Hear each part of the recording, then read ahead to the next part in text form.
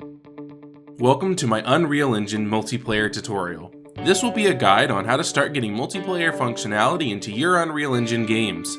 I move quickly and I do not repeat myself, so please feel free to pause and rewind the video as needed at your convenience. Let us first define a few terms.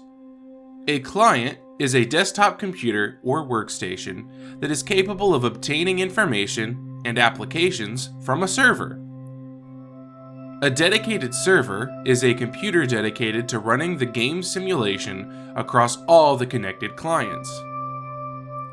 A listen server, like a dedicated server, simulates the game across all clients but also has a version of the game with a player as well. An actor is defined by the Unreal Engine as any object that can be placed into the game world. Thus, it stands to reason that you will want some of these things replicated across all currently connected clients.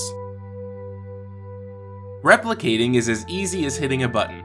Literally, within an actor's blueprint details panel, you will find the word replicate and a checkbox. If this actor's position, rotation, and scale are vital to the game simulation, simply check this box. It is important to note that you only replicate actors that are vital to the game's simulation. Replicating too much will result in poor optimization and cause high latency and lag. Optimization is the reason why, even though it is common to have variables, that they by default are not tracked even within a replicated actor. To replicate an actor's variables, such as HP or gold, you will want to select the variable within the actor's blueprint hierarchy.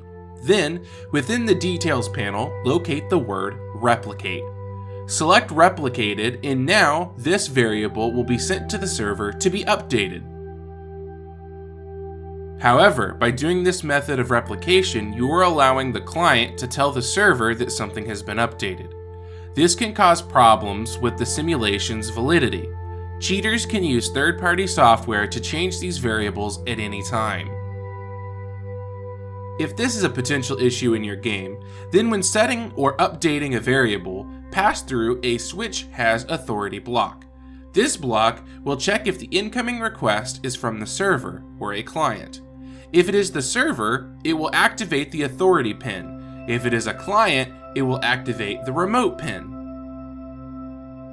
Often, functions are associated with variables. For instance, if a player's HP were to hit 0, they would die. Even if the server updates the simulation that a player's HP has hit 0, the function will not be called on any client except the players whose health has hit 0.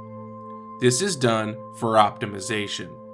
To make sure the function is ran across all clients, simply change the replication drop-down menu to a rep notify.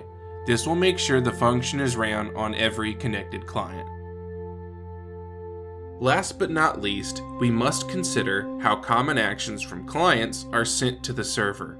If a player were in range of a treasure chest and pressed their action button, how would we send this information to the server to be updated? This is done using a remote procedure call, or RPC. You'll note that RPCs can only be called through custom events. However, once you have a custom event, you will be able to replicate this event on the server. In the Details panel, click on the drop-down menu by Replicates and select Run on Server. Through this RPC, your clients can now talk to the server about events. And there you have it.